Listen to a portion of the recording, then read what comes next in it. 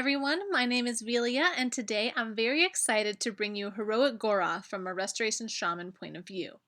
Please keep in mind that I will be covering the fight from a healer's perspective, going over what's important for a Restoration Shaman.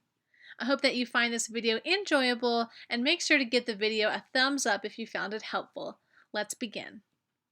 Thankfully, the first boss that you encounter in the Tomb of Sargeras is especially easy. Goroth has a few specific abilities that you'll need to look out for as a Restoration Shaman healer.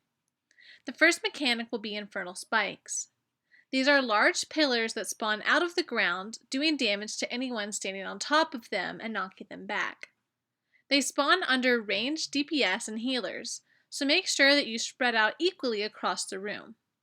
The way that my guild did it is that we broke the room into 4 hypothetical quadrants, always making sure to have players in each quadrant to spawn the pillars. The next ability to be aware of is Shattering Star. Goroth will target any non-tank player and send a ball of fire hurtling in their direction. Make sure that if you are not the targeted player, you do not get between the boss and his target, as you will take extra avoidable damage. When it hits the player, it explodes, doing massive raid-wide damage. To reduce the damage the raid takes when the star explodes, you're going to want to run it through the pillars around the room.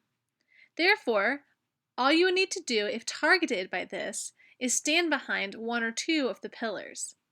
This mechanic is where we use most of the healing cooldowns for the fight, so be sure that you set up a rotation with your other healers before starting on this boss. Infernal Burning is the final major mechanic to look out for in this boss.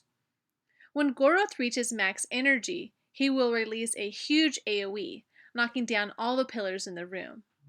To avoid dying from this ability, the whole raid will need to stack behind the pillars that are left in the room. Make sure that you don't destroy all of the pillars with a Shattering Star before this mechanic goes off, so you have somewhere to stand.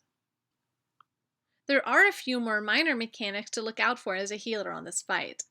If you get Crashing Comet, make sure that you run out of the raid, as when the comet hits you, players around you will take splash damage from the ability. However, this ability does not do a lot of damage on Heroic, and you should not waste any healing cooldowns on it. Also, be aware of which tank has burning armor, as you're going to want to make sure that you're healing them up when the debuff expires. Finally, look out for Fell Eruption, which is a Fell Fire ability that will cover the ground in one of the 4 quadrants of the room.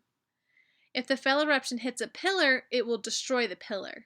This is why we spread out across the room. And that's pretty much it. This whole instance is very engaging, beautiful, and fun, and I'm really excited to be able to take all of you through it and experience all of these awesome bosses together. Make sure that you subscribe, as I will be uploading all heroic and mythic difficulties from a Restoration Shaman point of view as we kill the bosses. Thanks for watching, and enjoy the rest of the fight. Bye!